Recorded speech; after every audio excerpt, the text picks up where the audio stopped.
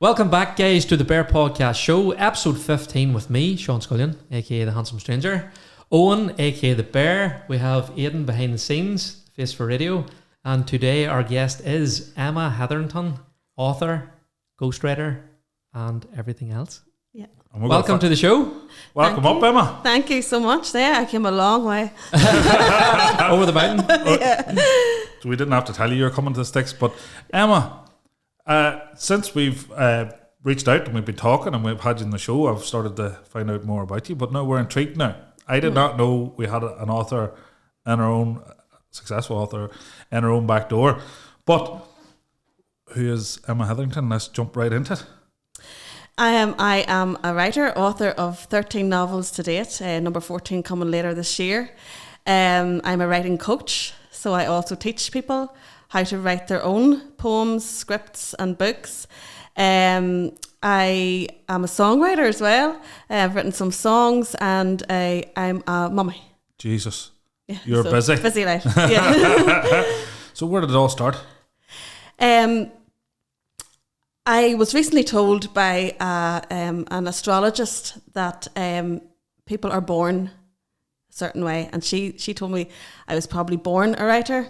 And it was only whenever I started to think back on my own life that I realised that there might be a wee bit of truth in that, because I have actually been creating stories since I was a very, very young child. So I remember in the playground, for example, I was making up my own like skipping rhymes, and my classmates then taking them on and doing them, and moving into my teenage years.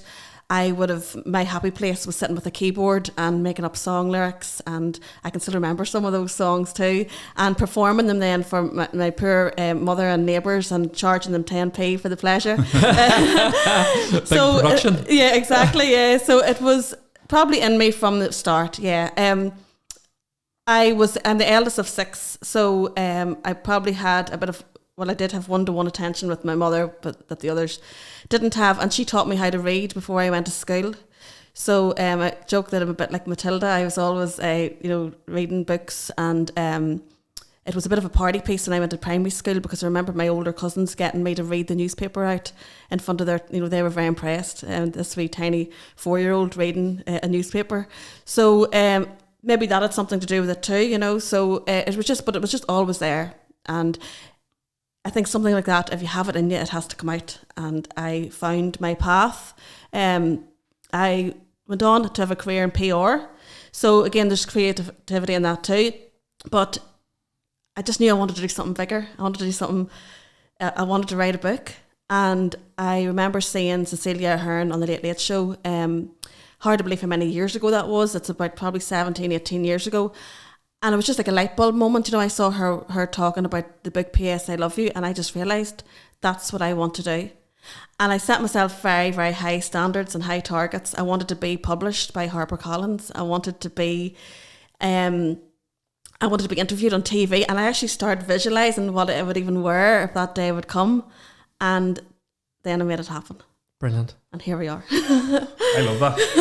I think that's the biggest part of whenever you set yourself them goals, you have to visualize where you're going to be, exactly, and what you're going to do, and you have to hit all them targets to get to that goal. Yeah, and even still now, I don't take any of it for granted, because I know a lot of people who are trying to get published and can't, and hugely talented people that just can't get across that line. But I do believe that if you work hard enough at it and you make the contacts and you put yourself out there, that it will happen, and it can happen. And I think my story is proof of that. I come from a very ordinary background, working class family. I lived in Ivybank in Donegal. I wasn't born with a silver spoon in my mouth at all. A bit of hard graft and a bit of ambition and strong belief in yourself can go a long way. Yeah, I think that's massive. And I always hear that in people where they turn around and they say, if it's for you, it won't go past you. No, if it's for you, go and get it. Go and get it, yeah. And and the ones that are saying, I can't do this now. If you're not creating opportunities for yourself or doing, like, out of crazy shit to just make sure that happens. I told Sean a plan I had the other day, and I was like, I'm just going to arrive up at this house. And he's like, you're just going to arrive at that house? And I was like, I'm just going to arrive at that. I was like, I'm going to do something just wacky to thing. But you have to create them opportunities. And we had a guy on here, a guy Lee, and he went off on a crazy journey. He got a phone call on a Friday, and he says, that'll do, I'll go. It was the Saturday. And I was like, there are the moments in life where you got to just bang, you got to grab that and grasp that and go. But, you know, do you think, as you say, not having a silver spoon, and as we'll go on to touch in adversity, do you think that gives you the grit to do that you wanted to continue on that? Well, it can put you one way or the other. And I think that, you know, you can use excuses in your life and say, I always wanted to be whatever, but I couldn't because. You can go that way, or you can say, well, this is going to, you know, put fire in my belly, and I'm going to make sure it happens even all the more. And I think that's the attitude that I took. I don't think I consciously made that attitude or made that decision, but I think it was just again in me that I knew what I wanted to do. And I didn't know any authors. I didn't know one person who had written a book. I had no idea. There was no social media when I started out. So to me, like, it was a very unknown path. So I had a lot of research to do, and I had a lot of knocking on doors to do. I remember back in the early days, you know, going to Dublin to see authors speaking, you know, at events. And to me, it was like going to a pop concert. You know, I was just in awe of these women who were sitting talking about their books, and then they would be signing their books after it, and I'd get the opportunity just, you know, to say hello, but I would be too maybe nervous to say anything else to them. But just being in that surrounding was just so inspiring for me, and I would have come away, you know, driving up the road from Dublin just full of excitement and again belief that maybe I could. And I remember my aunt saying to me, she used to come with me to those events, and I remember her saying to me, you're going to be up there one day. And me just thinking, you know what, I am and I just got the head down. And so many people said to me, I would love to write a book, but I don't have the time. I had 3 very, very, very young children. I had a full-time job, and I just sat at night and I wrote, and I loved it so much. You know, instead of watching soaps or, you know, whatever Netflix it is now, but back then, you know, it would have been just ordinary TV. Take a couple hours at night, you know, to yourself. If you want to do something so badly, you'll find the time, and I did find it, and I have absolutely no regrets. But did you find yourself losing yourself? As in, you sat down, you started, I'll do a wee bit here now, and then 3 years later, you're like, where did that time go to? That still happens. That still happens. You know, the time just goes in because you're so immersed in a different world. And even during the pandemic, you know, when everybody was at home, and people would be saying to me, how can you be inspired? You know, we're not in our normal day-to-day lives. I was in my absolute element, you know, because you had even more time, and it took me away from all the horror that was going on in the world, you know, and the bad news and the fear. I just switched off from it in my brain, and I just went into my fictional world, and I kept producing the books, and it's such a pleasure to me. It still is. Yeah. Is it therapy? Total therapy. Yeah. I believe that there's huge therapy in creative writing, and you know, you don't have to be top of the class or have been top of the class in English to enjoy that side of it. I coach people who have never written a word in their lives, never, and they don't really particularly want to, and then when they do it, within a few minutes, they're completely transfixed, and they're saying, "Yeah, I'm enjoying this. I'm loving it." But your style is not autobiographical. It's not about you, but it's stories and emotions that you have experienced in your own life. Mm-hmm. But like, you see people that journal, and they say it's massive therapy for them. It helps them. It's taking it from their head.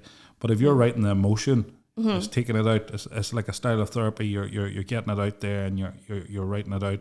You know, do you think that makes you better, that you're giving that of your own life? You're giving, like... Yeah, there's definitely a healing in it. There's no doubt about it. You know, and I always say, like, my books aren't about me. They've never been about me. They're never about anybody I know. They're total fiction. They're totally created. Do you have friends going, oh, yes. You wrote, and you're like, if you see that about you, if the cap fits, word.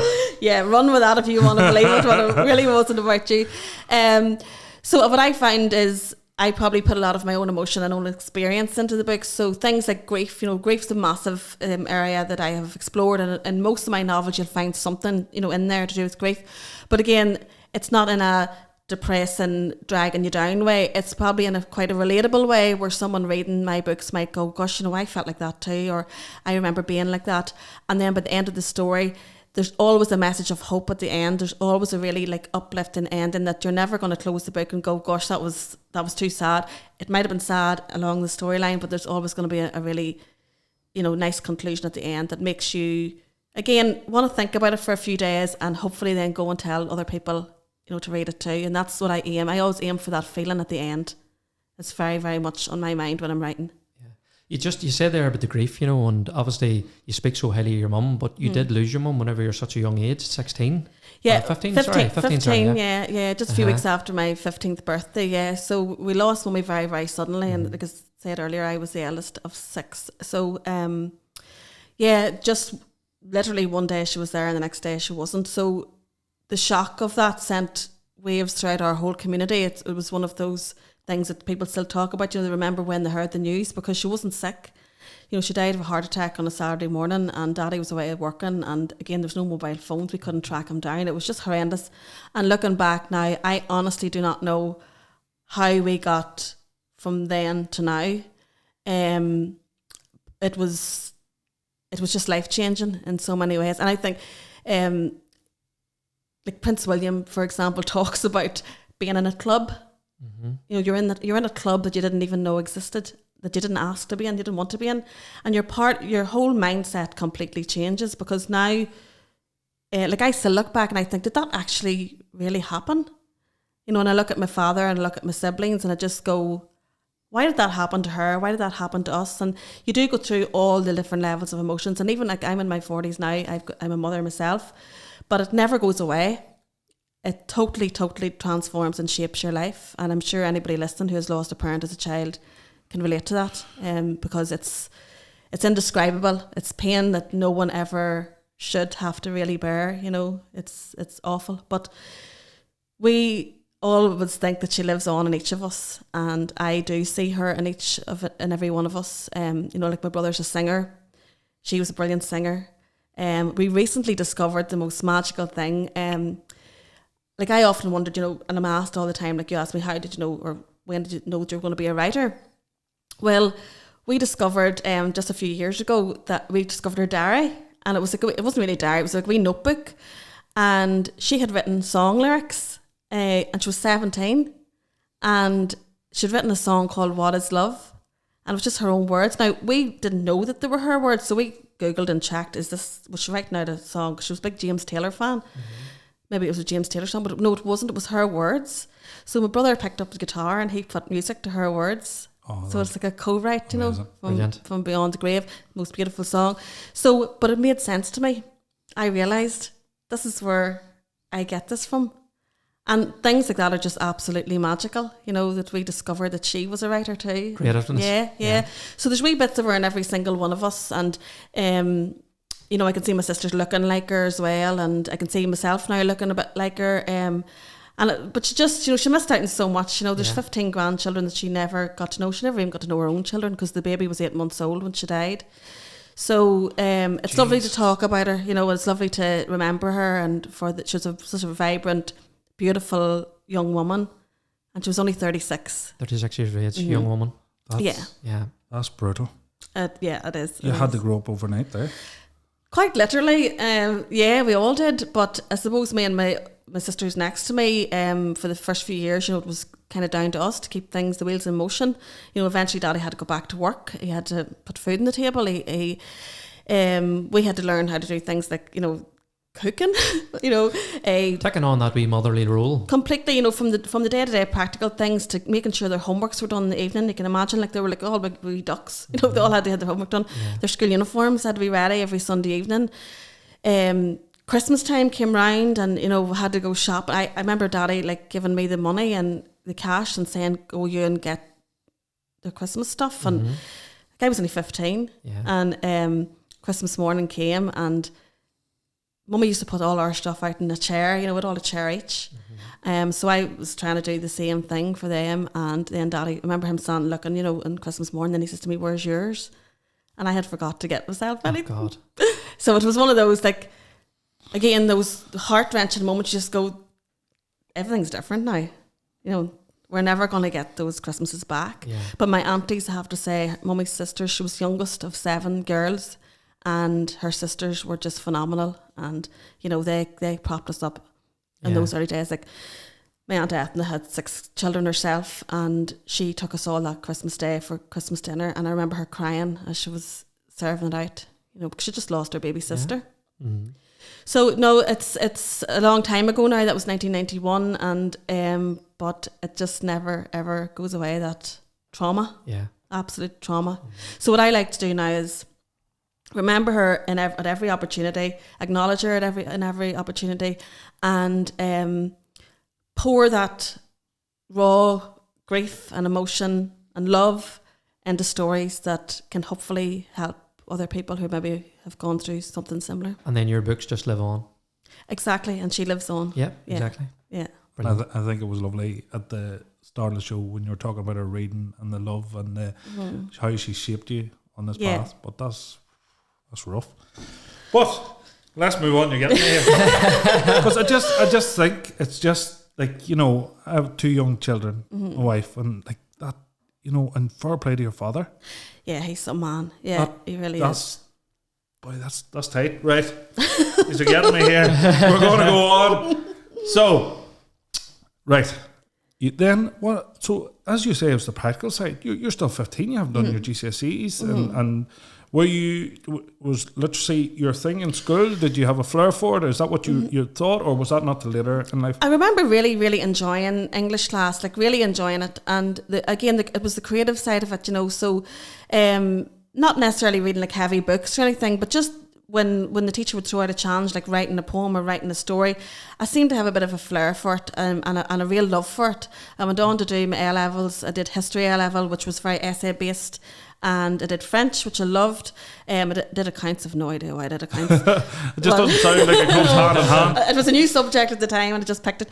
But what got me through, I went on then to university, and I studied a very popular course now called CAM, Communication, Advertising and Marketing.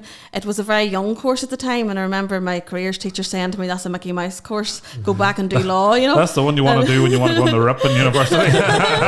But you know what? Look at the world now, advertising, marketing, publicity, it's all about it, isn't it? So that whoever had the vision for that course back then, it's one of the most popular courses now at Ulster University. Yeah. It's massive. You need high grades to get into it. So again, full of creativity. Like we were creating TV ads, we were creating scripts. I was just in my absolute element doing that course. I loved every minute of it.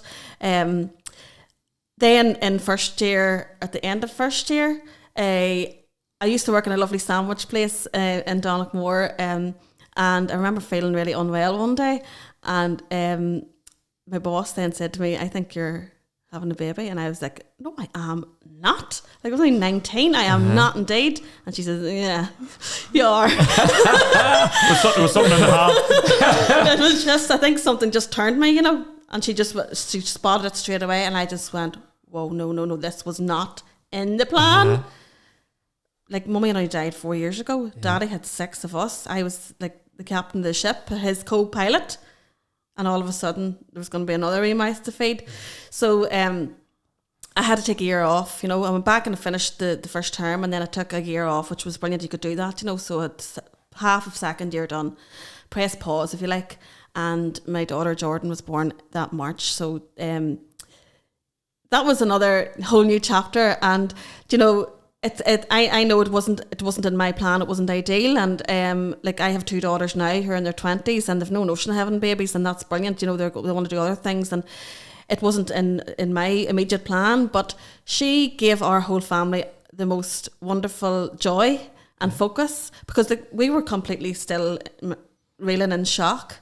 So all of a sudden, it wasn't about us anymore as much, because she came into our world and just, again, she lit it up, Children do that, don't they? Yeah, she just brought this magical energy and a whole new beginning. And it was just, it was hard. I had to go back to university, but this is where my kind of goal setting, I think, started, because, and as you said, that resilience, and I just thought, this can either set me back and I'll never go back to university and I'll never do anything, and I'll use that as an excuse all my life. I had a baby when I was 19, I couldn't. Or I'll just go, you know what, I'm going to do this. So I set myself 3 goals. One was to get my driving test. The second one was to finish my degree. And the third one was to fit back into my lovely size 10 white Levi jeans that were all the rage at the time. They wouldn't fit me now, mind you. Your sister-in-laws would be... White Jean Brigade. The White Jean Brigade. White Jean Brigade, yeah.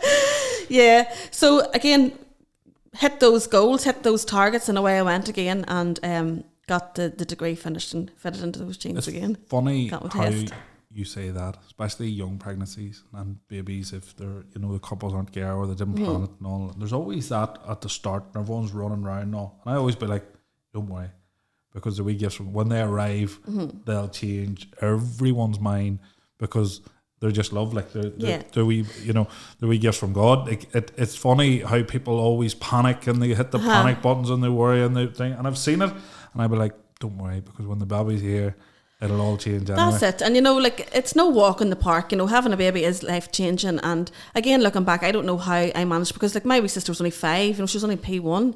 So it was a madhouse, but it was great, and again, looking back, there were fun times.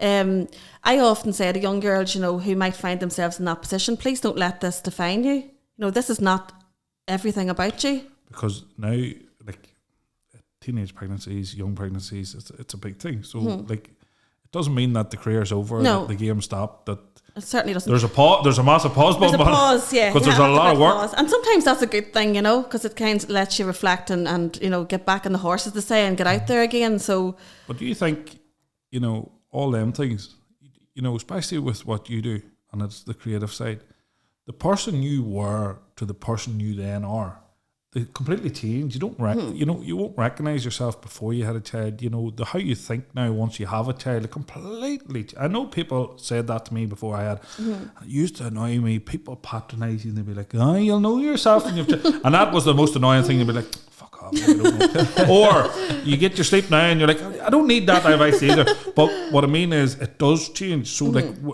your writing style and the experiences and how you're writing that would massively this is all going into the big cauldron or pot of who you are till that's it, and I was probably storing again all those thoughts in my head and all those experiences in my head throughout my 20s. So I'm back into the real world. I found myself working in PR, as I said. I had 2 more children, and my 20s went in just like a breeze, very much into the kids, into my 9-to-5 job, and then this moment came where I just knew there's something else. I just want to do something else. So my aunt, who I told you earlier about, who came to the writing things with me in Dublin, Kathleen, she loves writing as well, and she's a brilliant writer. And she came in to me one day waving a magazine, and she said, there's a competition in this magazine. What about me and you enter for the crack? And for the crack meant I go to her house for a bottle of wine, she comes to my house for a bottle of wine, and we sit and talk about it. That's a similar plan me and Sean have. Hey, come on, we go write this book on. Yeah, so we find ourselves writing and swapping, and critiquing each other's work.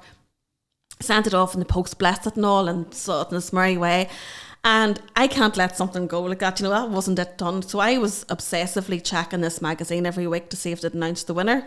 And the weeks were dripping by and they weren't announcing the winner. So I think the girl I worked with at the time was about to kill me, because I just was harping on it this whole time. And she said to me, "Why don't you just ring them and ask?"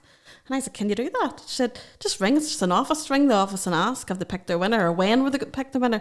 So I made this phone call to this office in Dublin, and I was in my late 20s at the time, so I said to her, blah, blah, blah, blah, and have you picked the winner yet? And she said, "Oh yes, our winner's picked, and the 10 runners up have been picked, and they've all been informed. Thank you so much for entering. Good luck, keep writing.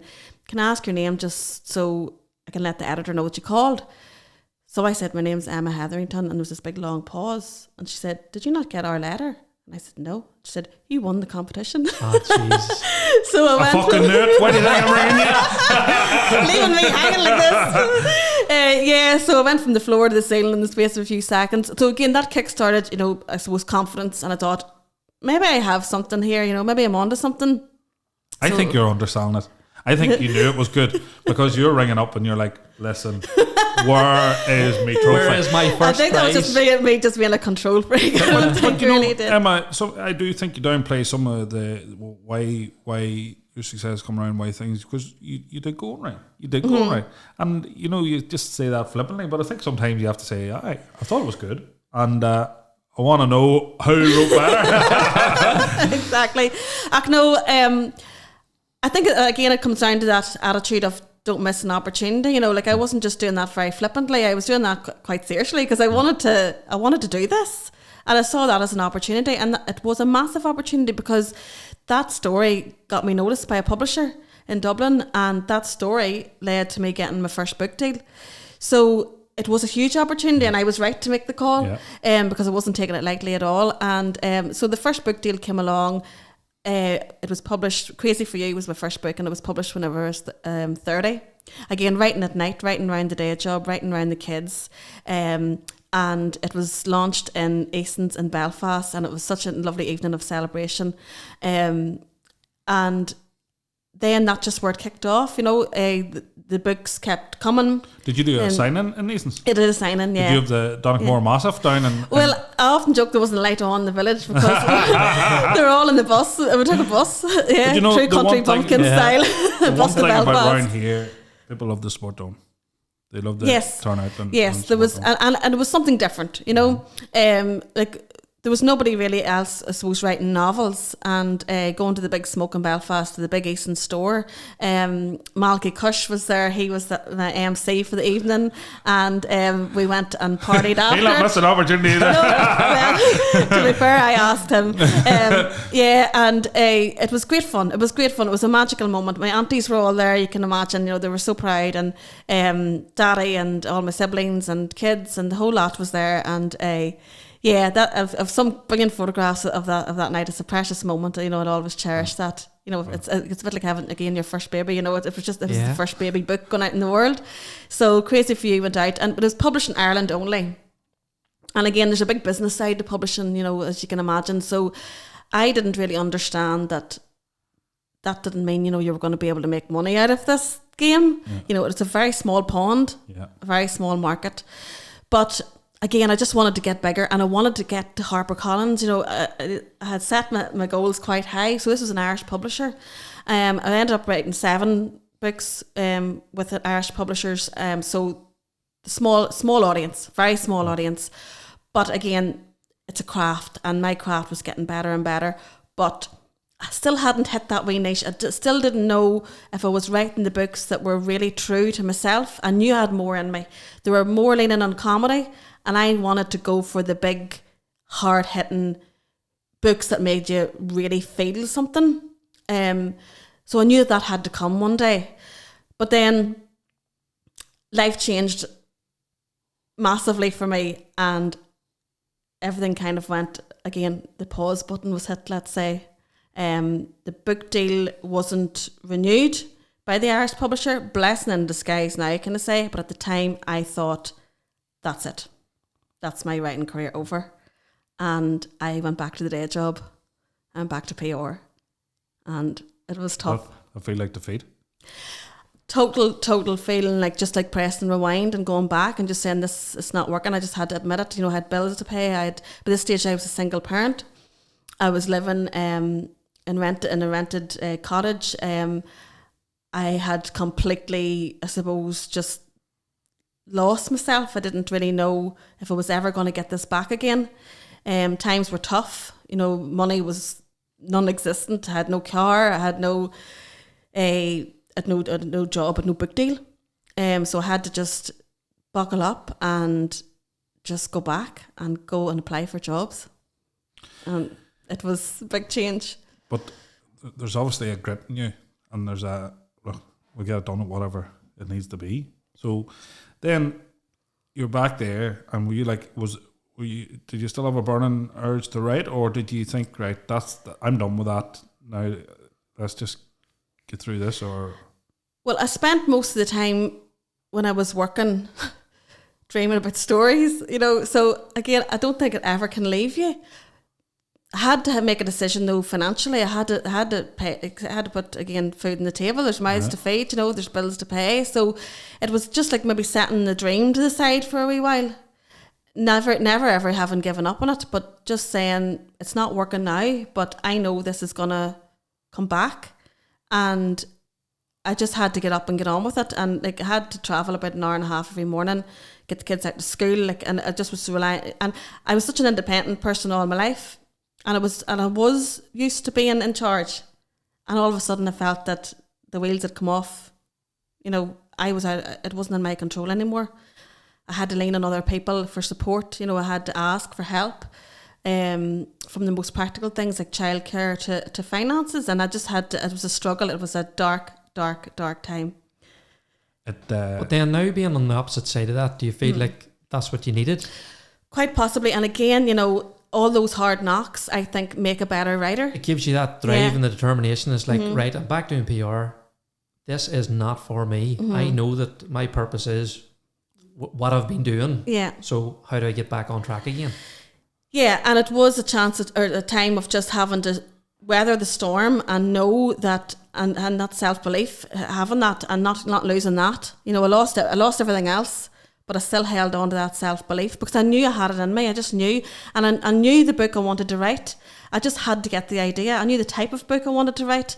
I knew I wanted to get to HarperCollins. You know, this still hadn't happened, you know, so... And again, opportunity, luck, whatever you want to call it. I just happened to be scrolling through social media one day and I saw that HarperCollins had opened this new imprint. So if you think of a publishing house, it's like a big family. HarperCollins is the parent. And then they've got all these different smaller publishing houses underneath that. And they had announced like an open door policy because you can't get into them unless you have an agent. And I thought, gosh, this is an opportunity. So again, the obsessive head came on me and I knocked on the door and I said, who I am, what I'd done, will you give me a chance? And they wanted to see some of my work, so I sent them some of my previous books. And the next thing, they rang and they said, yeah, you're in. And they signed me for 3 books. So the big challenge now was, can I come up with the goods? Yeah. You know, can I make this as magical and big as I hoped? This is my opportunity. I was still, you know, living a very humble existence. But it was through a conversation with a cousin of mine that the idea came, and it was a moment and a conversation that would quite literally change my life.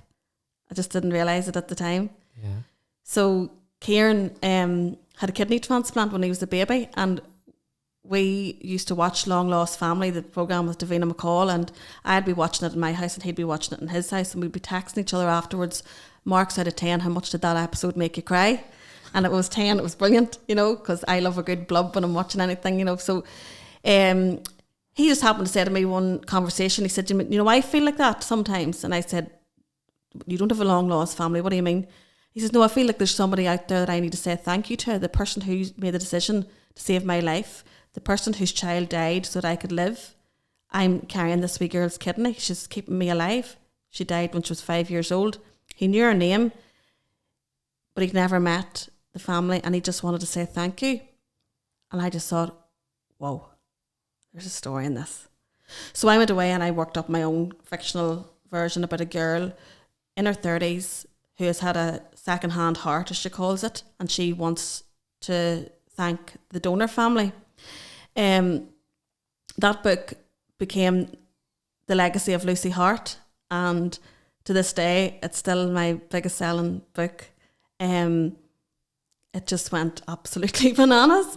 Mm-hmm. So it's about organ donation. It's about saying thank you to an organ or to the family, a donor family, and all of a sudden it started climbing the charts on Amazon. And this was a complete first, because remember, my audience was only Irish before this. So all of a sudden, people in England started reading my books, people in Scotland, Wales, people in America started reading my books, people all over the world started reading my books. Then it was translated into German, then it was translated into Dutch. Book clubs on beaches in America were sending me pictures of them holding my book. I was getting messages from so many people all over the world about organ donation that they had not believed in it maybe, and then they'd read this book and they'd gone and signed on the organ donor register. I had a beautiful message from a lady in America whose cousin had been killed in a motorbike accident, and his wife had decided to donate all of his organs, and the family were split on the decision, and she was on the other side. She didn't agree with it. She read The Legacy of Lucy Hart. She says, now I understand. He's keeping 7 people alive. That's amazing. Yeah. Absolutely mind-blowing. Absolutely, like, this was even better than I could have dreamed of. But the main thing was it was making a difference to people. Yeah. The biggest difference it made was to Kieran's life, because his happy ending came. We dedicated the book to himself, or I dedicated the book to himself and to Ashley, who was the wee girl who died when she was 5 in England, whose kidney he had. And Ashley's family came over, and he got to meet them, and he got to say thank you in person. That's actually the hair standing in the back. That's unreal. Yeah. There's so much, obviously, tragedy in that, but so much. Well, it gave them a lovely, again, a way of remembering their daughter. It gave them nearly like an extension. Like, he was right. They are like a long lost family to him, and they're still in touch. So every January, me and Kieran go out and we celebrate and we toast the legacy of Lucy Hart for making his dream come true, as well as mine. Yeah, brilliant. It's especially at this time when organ donation and they're trying to move the law through. Exactly. And see, we die and things like that. You'd be like, it's very prevalent, and you're bringing that realness, that rawness, and that, it's not just something, obviously you've made the fictional character, but some of them emotions you've talked through, and you think, but that's amazing. And then it's taken off. See, this is the one thing. But writing books is the world's changed. The same as making movies now with Netflix and subscriptions. And you're writing books now. They're audio, they're ebooks. Yeah. It's not actual books. So like, as you say, it's going, they're pushing it. If you're a big company, you're pushing it into America, and you're starting to tell, obviously, grow an audience. Then people read this one, and then was there big pressure on you then to back this up? Yeah, well, I signed a contract, and again, back to the business side of things, it's back to work time, and I have to come up with the goods again. So the next book followed was A Part of Me and You, and in that book I really did explore the whole sense of motherhood and loss, and that gave me and we've talked about this, about the therapeutic side of writing, that gave me a great outlet. I just poured all my thoughts of being a mother, all of my thoughts of losing a mother young into that story. So again, people, if they read your book, they're going to go and look for the next one, and you have to keep it up, and you have to keep it up, and you have to keep up the ideas. So every year I write a book now, and that's what I'm contracted to do. So the first contract was 3 books, got them done. Then they moved me up like a promotion, and all of a sudden I found myself in with Harper Fiction, which is Cecilia Ahern, all those big brand names. You're at the big table now? I'm at the big table now. I'm going to parties in London. I'm meeting people like David Williams. I stood on his toe. That's my claim to fame. I was taking a selfie. And I said, can I take a selfie? And he said, of course. And then I sat back and stood on his toe, and he's in my lovely high heel shoes. And he goes, I didn't vouch for that, darling. I was like, sorry, David. Say, David, I'm stepping on your toes, and I'm also going to be stepping your toes right here. Yeah, so it was really happening. I was going to London. I was meeting my editors. I was mingling with other authors, people who I had like back in those days where I was going to Dublin. Just to be in the same room as these people. All of a sudden, they're my colleagues. We're in the same team. We share editors. I've got the most amazing agent in London, and things just start to really, really take off. Shifting up a gear, and that's the way it goes. But again, not everybody gets to do that. Some people write their 3 books. Like, if you think of me back, when my contract ended with the Irish publisher, some people don't get another go at it. But here it was me jumping onto like the big stage, if you like. And again, hard work and determination. I was not going to let that opportunity go when I saw that they had this open door policy, open window, if you like, because it was only for a very short term. Jumping right in, getting in when I could, and then just keeping going. And the readership has started to grow. The translations are growing. I've now had books published in Italy, in Hungary, Germany, in Holland. I'm probably leaving something out, but you get the picture. My friend went over to Canada and just spotted my book on the shelves in Toronto, and just getting messages from people literally all over the world who are reading these stories and who are, most importantly, enjoying them, and even more importantly, relating to them, and maybe making wee changes in their own lives because of what they're reading. And that's magical. Also, a huge compliment that I've recently discovered is that people are quoting passages from The Legacy of Lucy Hart at their wedding ceremonies, and that blows my mind. That's class. It is. It's phenomenal. And I was speaking to a celebrant, of a wedding celebrant recently, and she said to me, "You've no idea." She said that this is one of the most popular pieces that are read out at wedding ceremonies. And she says, I'm not just talking about locally here. She says, I mean, we share it. Celebrants share things that are popular and things that work for their couples. And she said, this is one of the most popular ones. So that's a huge honour. Do you want to quote it? I would, only it's too long. But anybody who reads my books will know the one I'm talking about. It's life is about time. It's all about, life is about love. Life is about time. Spend time more than you spend money. That type of message. So it's quite poignant, and it's obviously hit. It's resonated with a lot of people. And like I've had people, if I'm out, I've had people come up to me and say, I love that passage out of Lucy Hart. I read it out. I had read out at my wedding, and like that to me is such a huge compliment, and it never gets old. I never take that for granted ever, because I wrote those words, and people are using them in their wedding ceremonies. It's just fantastic. And there's a funny thing about writing a book or poetry or like Seamus Heaney, we're like Yeats. These guys will be remembered for hundreds of years. There's legacies in leaving writing. Yeah. There's hieroglyphics that are thousands of years old. Somebody wrote that. There's a cool thing in knowing, like that's what I said to you when you brought your book in today and we were looking at it. I was like, do you still get that wee when you look at it going, Jesus, I done that, like, Absolutely. Like, and I think, like I can't expect everybody around me to be as excited as I am every time. Like I remember last year when the book came out, and they send you a box and you've never held it, and you open in the box, and all of a sudden you're sitting here with this book and you're studying it and you're flicking through it and you're going, whoa. And then I said to my daughter, my new book's arrived, and she glanced up at the shelf and went, oh, very good. I was like, very good. I don't think you understand what I just said right there. Yeah. Reverse. Rewind. I appreciate this. Come back in again. How do you think you ate yesterday? Yeah. So it becomes, I suppose, like a job. But to me, it's not a job; it's a complete passion, and of course, it's a job, but it's more than that.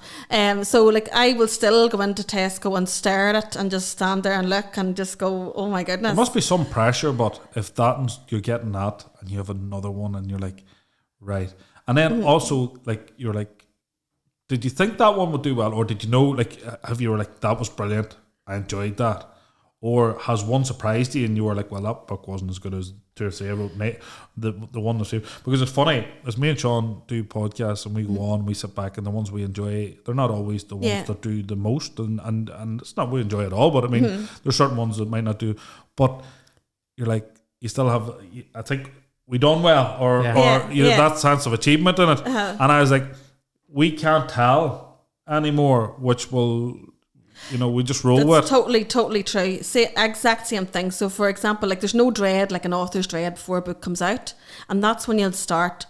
The fear comes on. Is this good? Is it good? So, for example, like I'm always like talking about one book, writing the next one at the same time, and maybe planning the following one. So, when Secrets in the Snow was just about to come out, which was 2020, I think that book was out. I took an awful pick on it before it came out. Like I just really, because I was working on The Promise, which was the next one, and that one is kind of like the Oma Bomb is a backdrop of The Promise. So I had got into like a really gritty, deep, brilliant, I thought, book here. And this Secrets in the Snow was a love story. But again, a lot about grief. But I just thought, it's weaker. I don't think this is going to do well. And I actually said to my agent, did anybody ever pull a book, before it goes to publication? She said, you can't do that. She says, do you think HarperCollins are going to publish a book that they don't think is good enough? Your book's brilliant. Settle your head. It's only pre-stage nerves, if you like. So a couple of days later, I got a message to say that Fern Britton had picked Secrets in the Snow for her Tesco book club all over the UK. Oh. And Secrets in the Snow turns out to be, again, one of the biggest paperbacks that I've sold. It just edged itself into the Sunday Times top 20, and I'm going, this is the book that I didn't believe in. And so many people come to me still and say, I loved Secrets in the Snow, because, again, there's that story about, there's a grief storyline in it, and a lot of people relate to it. And now it's one of my favourites, because I just got that moment to think, it was nerves, it was pure nerves. but I probably wouldn't have predicted that it did so well. And then The Promise followed that, and then we're up to today's, which is One More Day, which is just out. Very close to my heart as well, because it's set locally. It's set on the shores of Lough Neagh. I say the Lough Shores if everybody should know what loch that was. Well, we do anyway. I said that to people in Fermanagh the other day, and you know how many lochs they have in Fermanagh? They were like, which loch? Oh, sorry, Lough Neagh.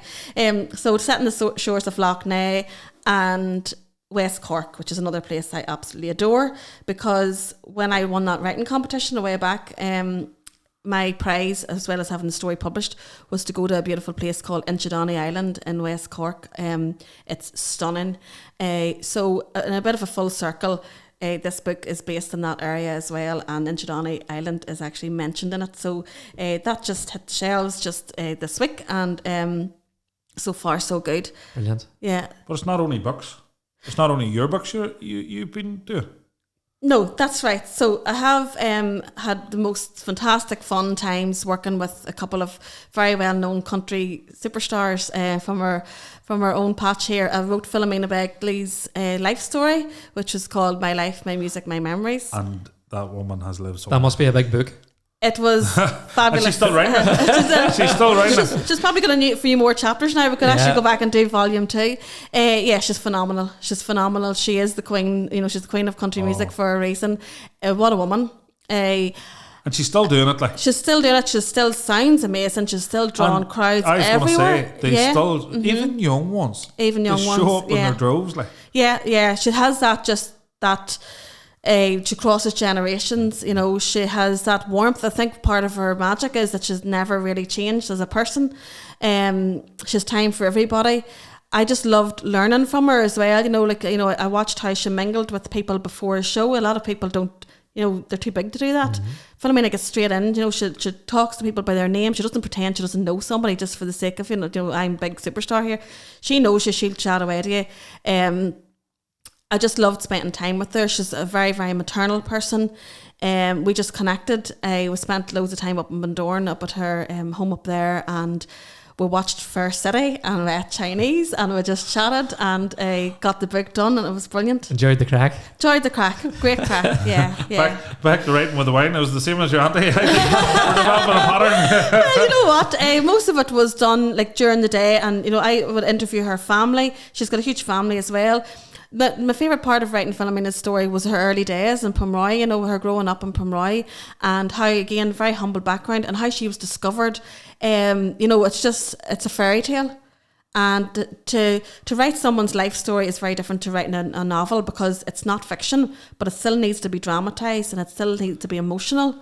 So you're drawing stuff out of people and you're trying to get into their head. Do you worry that you'd let them down in a way, or like there's a pressure that you have to make sure that, I covered it all, I've delved deep enough? They're quite literally putting their life in your hands, and I had to think like her. I had to, I didn't want her fans reading Philomena's book, because I'm thinking, this isn't Philomena, this is not the way Philomena talks, because I'm writing it as if I'm her. Yeah. Again, there's a huge element of trust, that she's trusting me to translate what's in my head onto a page, but that's going to do her, what she deserves. But the end result was I don't think we could have done a better job. It was she obviously got to read everything and she passed it around her family, and she was quite conscious, that again she's telling her life story. There are other people involved here. It's not just about her. So everybody got to see it and okay it, and off it went. And it's still selling great, and she's still going strong, and she's magic. It's not the only country, but you've had more. Yes, so following that one, again, opportunity and luck and just being in the right place at the right time. I pitched an idea to a publisher to work on Nathan Carter's book. Contacted Nathan's manager to run the idea past him, and he said, would you believe, he said that we are just, after meeting with Penguin Ireland in Dublin, and we're going to rewrite Nathan's book, but we need a writer. We don't have a writer. So it was just like two worlds collided. But you're saying all these things, you pass these off like they're a coincidence and thing, but all these, the article, the seeing the thing on Facebook with their open, they're not. They're stuff you bring to yourself. Yeah, well, I'm a big believer, and this is where I could very easily go quite woo-woo, but I'm a big believer Well, in... here, that's what's up the table right here. We've had quite a few guests who have probably on a milder level, mind you, but I do believe in the universe as in, sometimes synchronicities happen and you get what you put out there. Oh, absolutely. And, things have happened to me lately, especially in the last maybe 8 months or so, where I'm just going, whoa, and you do feel that kind of tingle and go, is there something else at work here? Because I'm not in control of all of this. So Nathan's book came, just like the two worlds just collided. I had to go and be interviewed for the job, up for the job. I had to meet, and again, you have to have like a chemistry meeting, because there's no point in me trying to write somebody's life story if you don't get on with them or if you don't click.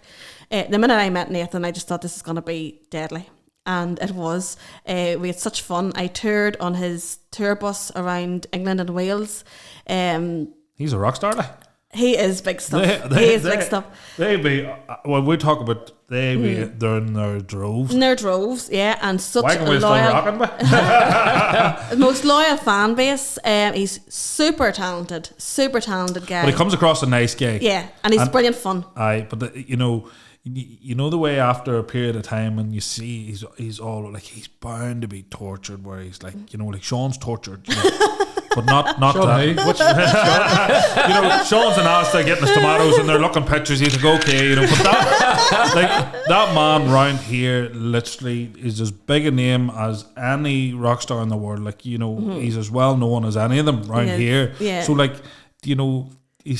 people still have time for him. They're like, oh yeah, I met him and he's lovely. So it can't always be a persona. It has to come across where. No, like I say, I again, it's same with Philomena. I had to get into his head. I had to write as if I was him, and it was a different challenge. I'm writing about a man. I'm writing about a 27-year-old man at this stage. He didn't have a long life or career like Philomena had at that stage, but he still had a massive career. So we had to come up with a way of how am I going to write 60 to 80,000 words. So what we decided to do was write half the book about his life story to date, and then the second half would be like a tour diary. So the whole thing, what happens on tour stays on tour. Well, this is your opportunity to see what goes on. So I was always looking for those wee magical moments that I could write about and dramatise and something exciting. So it was a very slick operation. Everything tended to go smoothly. So one evening I decided to sit up with the sound and lighting guys to watch the show. And I can't remember what city we were in, but everything was going according to plan. The crowd were loving it. Nathan was on fire on the stage, the band, brilliant. Next thing, blackout. The electric cut off. Everything cut out? Everything cut off. Sound, light, the whole room, theatre was black. And the two guys on the desk had to act quickly. But they just took a wee second to look at me. I was like, jinx. I totally jinxed them. And I was like, yes. This is what I wanted. I want to see how you all react now. So it was brilliant. So they were scrambling, trying to get everything back on. Nathan and the guys on the stage just lifted the guitars off, unplugged them and sat at the edge of the stage. And people were lighting up the room with their phones, and they just sang acoustic. And then the next thing, the lights all come back up again. There's a big cheer. But it gave me something. It gave me a moment then, to write about and see how they reacted and all. But the two guys, I remember that they just looked at me and went, "Oh, you jinx," because I sat beside them. It doesn't always go to plan. No, and it's how people react as well. And that it showed their professionalism, but it also showed how the audience absolutely loved it as well, because it was quite intimate for a few moments. Yeah. So that's the kind of thing I had been looking for. On the tour diary part, and then his life story was it was gorgeous as well. Just learning about him growing up in Liverpool and his whole Irish connections. Biggest shock I ever got. Do you remember the documentary RTE done with him? And then I was watching it one day, and then I hear this guy with Liverpool, and I was like, this does not fit with what this was. The other shock. This is the two most shocks I ever got in music was finding out that UB40 were white. Because I just heard black Rastafarian music in my mind, and call me, I don't know what that makes me, right? But when I found out Red Wine was two white guys singing it, I was like, it blew my mind. And then when Nathan Carter, the biggest thing in Irish country scene, spoke with a Liverpudlian accent, I was like, what the fuck is going on here? But so is that something you'd want to continue doing? Is that something you enjoy, or was that? I absolutely loved it. Totally loved it. At the moment, though, I would rather focus on my own fiction, because they say I've now started a whole new chapter, pardon the pun, where my time with HarperCollins has come to an end. This is going to be my last book with HarperCollins. I've had an amazing time with them, brilliant team, almost like a family. It was quite heartbreaking to make that decision to move on, but it's like any job, you know, you change, you need change, sometimes you need a refresh. And I've just signed a new book deal with Penguin Random House, who are the biggest publishers in the world. Oh, so we're big time now. I'm very excited. David Williams, I stood on your toe, I'm out. Yeah, sorry, David. Whoopsie. Brilliant, and well done to you. Yeah, so that book is ready. It's called This Christmas, and it's going to be out this Christmas. It's going to be out in October, in time for Christmas, and it's a beautiful festive romance set in Donegal. Right. So, we'll be sure to plug that again when it comes out, but also any of the books and stuff we've talked about, we're going to link below. Great. So any people are listening and say, right, I want to get over and have a look at this. Yeah.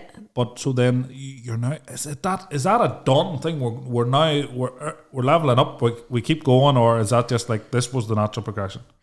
I thought, I suppose, you know, my goal was that HarperCollins deal, you know, so I was delighted with that, absolutely delighted.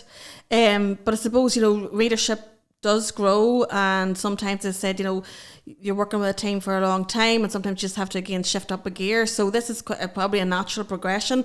It was scary, you know. I had found my feet where I was, and I was comfortable and I was happy. I have a fantastic agent who acts as kind of like a middleman between the publishers and me. And I put out my faith in her, and she said to me, "I think we're going to find a new home for you very quickly." And I just couldn't believe that. You know, the publishing industry is like, if you imagine how many books are published every year, how many authors then outside that are trying to write books and trying to get in through that door. There's what's called the big 5 publishers in the world. HarperCollins is one of them. Penguin Random House is one of them. To get in with any of those big 5 is probably what a lot of writers dream of. So here I was leaving one of them. Yes. And it could either go one way or the other. You know, I could have to go back to like a very small publishing house, or I could stay at that level. Thankfully, say Penguin signed me up pretty quickly, and I've been working on that book now for about a year, and it was just announced a few weeks ago. So that's how kind of long the whole process takes from signing the dotted line to going public with it. Does it be amicable when you leave, or is there a slight friction? You're now competition. You're not. I think it's just sad, you know. It's there's just a wee sad. bit, isn't there, Sean? There's not. No, there's not. And you know what? The proof is in the pudding. You know, I'm crossing over to a new publisher now, but in the meantime, this book still had to come out. Yeah. And I think the fact that they have pushed it so well, they've got it into Tesco all over the UK, they've got translations into Italy, it's out in Canada, and it's coming out in America. So I think the fact that they still have that faith in this book says a lot about their credibility, and I have just had the most wonderful time with them, and they made my dreams come true. They really did. So all those books will still be very special. And I worked with the most amazing editors, and that whole life-affirming style of fiction, that emotionally driven books that make you cry, books that make you feel, books that make you think, I learned that with HarperCollins. So I learned from the best, and I'll be taking that with me now into this next whole new world with Penguin, which I'm really, really excited for. Your new chapter. Whole new chapter. But she also teaches people to write a wee bit short. But just, even the likes of me and you. Well, we did write a wee thing. Yeah, I have this great belief, right? Everybody says, oh, I have a book in me. Oh, my life story would make a brilliant book. Well, then, don't talk about it. Write it. And then they'll say, oh, I couldn't write. I couldn't do English at school. I couldn't do this. I couldn't do that. So I have put together, I suppose, a few different ways of helping people to actually make that happen. I've designed a journal, which is a 50-step guide to writing your own life story. So I have those. It's called The Story of My Life. So I've designed those. I've also got a 6-week online novel writing course called Write with Emma. So that takes you from the blank page right through to how to get published. All my secrets are in there in 6 video lessons. That's all online. That'd be brilliant for people that's listening to this and they're budding and or like you, they're working in a job and they still have that burning desire to. Exactly. And the beauty about the course is it's all online, and you don't have to show up, at any particular time. You just do it in your own space and own time. You can do it you watch it on your phone, you can watch it on your laptop.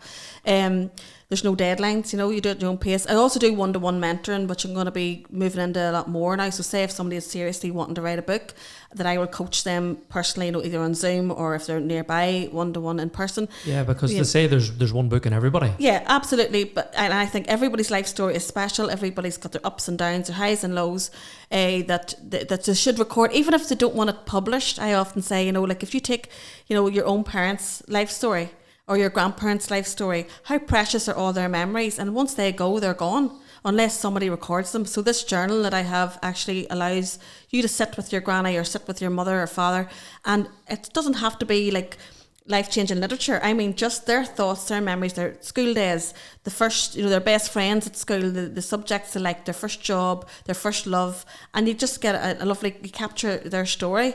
So I think there's a great, I suppose legacy again, you know, is a word we've used a lot. I think there's a great legacy to leave behind. Every single person has it.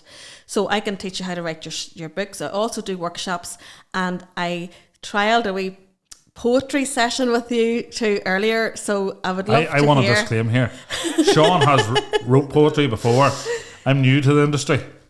Probably get a deal after this, but I'm just a poet and I didn't know it. Sean wrote one and read it in front of a couple of hundred people, so he has. He's ahead of the game here. So, yeah, he kept that very quiet. Well, it was my wedding day. It was your it was wedding his wedding day. It was a poem to his wife, you know. But I think Sean deserves a lot of credit for that, because that's a very romantic thing to do. But I've asked you two to write a poem today. He was? No, I'm only joking. He couldn't. It was about their life, so he really couldn't have faked it. So this is where the soft background music should come in now, and I want you to read this out very poignantly. So just before there's a wild bit of like vulnerability here when my heart started when you're about to read out and people's going to judge you. No.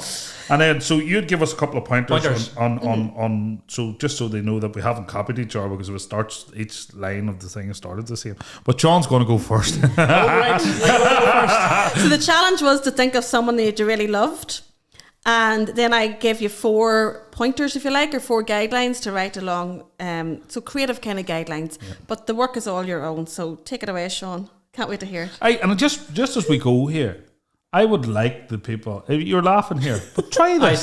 Try this. And we had a few minutes to do this, so like, it literally was 5 minutes. 5 minutes. You have 5 minutes to sit down and do this, because then let's see who's laughing there. Right, so up first. Right, I'll go first. I don't know whether I should deliver because I wouldn't want to ruin you. You ready for this, Aidan? Diddly-lee. Right. She is a rainbow. There is no one colour to describe this beautiful woman. She is kind, compassionate, and loving. She is sunshine that brightens up every day. She is a bear who protects her family. She is a soft melody that calms the craziest day. Tanya. Oh, that is absolutely gorgeous. I think he copied mine. But then I make a couple of wee edits. Need to get that typed up now. That's beautiful. Mother's Day tomorrow. Yes, that's class. That is absolutely gorgeous. It's a bit emotional, that, you know. It is. Yes, right. it is. Right. Give this. She is golden, the light in every room, the warmth in our hearts, the glimmer in light. She is the sunshine after the darkest thunderstorms. She chases away the clouds. I can't even read my own writing. She is the mummy otter that cares for her young, and even while they sleep and the water is raging, she holds her hands close so they feel protected. She is a power ballad, blood and thunder, top of your voice, that when it comes on, you smile, you sing along. She is Danielle. Oh, I think that deserves a round of applause. Well done, guys. Oh, well done. I think you were selling yourself very short there. They were both absolutely fantastic. Top of the class. We had to use an animal, and we didn't tell each other what it was, but when I told them it was an otter, they all looked at me. It makes sense now. It makes sense now. No, I think that's a very beautiful gift to give to someone, and it's so easy. Colour, weather, animal, and sound of music, and then the name at the bottom. If you wrote that out on a card for a birthday, for Mother's Day, for an anniversary, yeah, just the brownie points, lads. Like, you know, job done. Job done. Aidan, I'm going to need an edit of this to send tomorrow. How do you think? How did this feel though, reading it out? Vulnerable. Like it's you're exposing that. You're like, yeah. But you generally don't put down in words how you feel about people in your life. And Yeah. it's once you put that down in words, it there's a meaning to it. And you're saying it Yeah. because you mean exactly what you're putting down on paper. And I often say, right, when do we hear the like of this? When someone dies, you hear all the wonderful things that they were and that what they did and what everybody felt and thought about them. When they die, it's too late. Do it now. Write these things now and hand them over. It doesn't have to be a special occasion. Like that's the most simple. We did that in 5 minutes.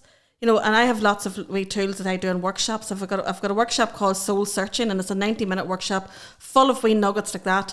And people go away and they're absolutely floating because they're going away with letters for people to say how much they love them. They're away about poems about themselves, that they've done this whole self-discovery therapeutic exercise. And it's there in black and white, and you can take that anywhere with you, and it costs absolutely nothing to do it. Funny you're saying that, because whenever I'm giving cards, my wife, she's always like, Sean, why do you just put to and from XOXO? And I'm like, what else do you want to say? The card says it all. The card doesn't say it all. You're picking that off a shelf, but if you were to put words down on a piece of paper. Yeah, and imagine if you were on the other end, if you were on the receiving end of that, how much that would mean to you that someone took the time.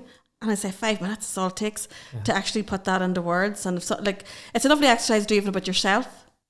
And it's a bit of crack too to do. Like, so say if you did it about yourself and you did it about him at the same time, and then compare and see what is. I don't think you'd be that right. I think it'll be alright. How long have you got? What did you say one of your books says? It'd be easier writing about Nathan Carter than me. But I could see that being like, you know, how people get therapeutic and emotional. But it's funny, like when you start off dating and you're sending lovely messages and all, and then life gets in the road. And I don't mean life should get in the road, but it does, and you have children and all. So the next, you know, the text message at the start was, oh, I love you, and this, that, and R, and you're this, and you're that. And then the next one is, you need blue milk and more happy. But you know what I mean? And so you're right, there should be time that you take time out and write things down. And, you know, God forbid if anything ever did happen to any of us, this is what I said to you earlier. Writing is a legacy, and the pen's more powerful than the sword. You leave more behind you. You know, I don't think, you know. Obviously, you've seen the spark of talent, the raw talent. You know, the diamond there. But I've really enjoyed it, and I do think I'm not a very creative. And when I think back to my English literature teacher, and screw you, and you know, but I wasn't really. Sean made a very good point about this here. You've embraced your writing and you enjoy it, and my mother loves reading, like I mean loves, but she's a Kindle person. Like there's a lot of people need to feel the paper, they need to see the book. 99p on Kindle at the minute, just getting it in there. She'll get her book.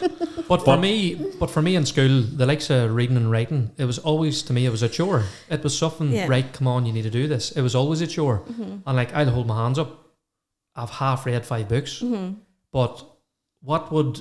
Is it I'm reading the I've literally read halfway through and I've set it down and I haven't back in them again. And I don't know why. It's just, is it the wrong book? Like, what would you say to me to try and get me inspired into reading a book, as in front to back? It's like flicking through Netflix, you know, and don't beat yourself up over that. That's fine. Like I do that. I start a book and I don't finish it. Some people think that's the wrong thing to do, but I am fully admitting that I do that. Then when I get a good book, I absolutely devour it. So I think you haven't found the right books, but just keep testing the water. You know, if autobiographies, you've tried them, maybe they're not your thing, try a thriller, try a fiction, you know, try a crime novel, try, you know, whatever else out there, and just, you will find the one. It's like tasting music, it's like tasting anything. You'll find the right one. I do think though in schools that, you know, sometimes things like, you know, English, which is a basic that everybody needs, can be a bit stiff and a chore, and it's like homework. Where, you know, if you bring a fun element and a more creative element, or, you know, angle, or going at it at an angle, children light up. You know, my son is so excited because he's got me a wee Mother's Day card that he made himself. You know, and if you put the onus back on the child to create, that it's all coming out of their imagination and their head, that's when they start enjoying it. And like, I know that you both were a wee bit nervous about doing that and about reading it out, and it is vulnerable, and it is, you know, you're bearing your soul. But look at the gift that you have now. You can take that anywhere with you. And I always say to my writing students, you know, these wee tiny exercises, you could do them when you're sitting on the school run. You know, you could jot down, and it's so therapeutic just to be able to write down your thoughts. It's like a brain dump, and that's why journaling is so popular now, because people they're living such busy lives, they're juggling all the balls in the air, and sometimes you just need to get it out, and it's total therapy, and I think anybody can do it. I love one thing that you've touched on, and I think even Sean, because I know Sean and his wife are massive advocates of this. I think reading to children. Mm-hmm. I actually was talking the other day till my wee wife's getting ready for nursery, so we're in. She goes, "You want to see the difference? I could tell you now for a fact the children that have been read to, and the children that haven't been read to. Mm-hmm. Like Sean's wee girl, Eradicate, how she talk. You can tell. My wife was massive. Like even from in the womb, read the baby, get to know your voice, and I would read the email. He will literally, and I mean this, he will run past the iPad if you're going to read him a book. Mm-hmm. But there I am, like a tube, like getting read, fireman Logan, but loves it. Mm-hmm. And then I was thinking, that's a dying thing, Yeah, and there's a big thing. There's a big there's an intimacy about sharing that moment with your child. Putting them up on your lap, reading to them for those few moments. Children, like, they're like flowers, they just bloom from things like that one-to-one time. And like, I loved taking my kids to the library when they were young. There's just something just so, again, magical about that environment. Just in the library? Yeah. Like my wife takes one day a week, she takes the young boys down, and there's nobody in it. Mm-hmm. Like, what an untapped use and reservoir it's ridiculous. Well, I got my eyes opened last year. I was the library's NI writer in residence for the month of March, which brought me around libraries that I've never been to. So I would go from really modern libraries in like Lisburn to like the more traditional ones in Belfast, the old buildings, and I really could not believe the amount of work that goes on in libraries that weren't around when we were younger, going. So they have all these like afternoon sessions, morning sessions, and thankfully they are being supported. The library is like a haven for a lot of lonely people, and they go there to read their morning papers, to have a coffee, to sit and read a book, that they're not sitting on their own all day. So they're there to be used, and I would encourage everyone to support their local library and to let it support you, because they're going to close if people don't start making available. Yeah. We've got into a period in history where children are educated on iPads. Yeah. And they're taught by YouTube. And I know it's rich for us saying, because this is what we do on YouTube. But genuinely, we want to bring content. But what we're saying is, children are absorbing absolute nonsense and shite now. Like, I still remember Miss Shiki back in the day reading Roald Dahl to us. Yeah. Charlie and the Chocolate Factory. I was engrossed in it. I mean, you were waiting till you come back. Mm-hmm. Like, I can even remember who was reading that, when it was one of our teachers were out. But I mean, how many children now that's what I was saying to you, everything's changing as ebooks, and that's fine, I know. Yeah. But it gets to a point now where, they're going to have to advocate for this, because it's seriously affecting. Well, my two kids, every night before they go to bed, they get a book each. Mm-hmm. And my mum, she's fantastic. Like, she's bought them all the different like Disney. Yeah. So she has up to 101 books now, and they're all sitting in the room, so they'll go and pick a book each. Yeah. And they're running up the stairs to get the book. Which book am I going to get tonight? But even books have changed now what they teach children in it. Mm-hmm. If you have children struggling with grief, there's books that help with that. Yeah. Or if parents have split up, there's books. Yeah. It's unreal now. And you can get wee personalised books. Like Logan's got one where he is the main character in it, and someone's got him, and I was like, you didn't get back in the day. You wouldn't have got that. Like it was Roald Dahl, or it was nothing to know. But I love that. We got you on, Emma, and we did say we're not going to try and pretend we're bookies and we have time, but I love the fact that there's so much local talent and you're absolutely killing it, and fair play to you. I've really, really enjoyed it, and obviously showcased some of mine. And our book will be out. I'll be ghostwriting it. Go in the bar. You can get it anywhere. Nathan and Philomena, there's 2 new kids in town. But just when we're finishing up, what is on the horizon for Emma Heatherington? Oh, well, there's a few things cooking. I've always got a few things in the background. So this Christmas is coming out in October. I'm working on next year's book with Penguin. I'm also writing a fantastically exciting country musical, which is going to be hopefully on stage next year. And speaking of children's books, I have just written a children's book, which we're in the process of trying to find a home for that too. So Can you name it? It's called Walter and Jupiter, and Walter is a dog and Jupiter is a cat, and it's about them moving in together. It's about a blended family.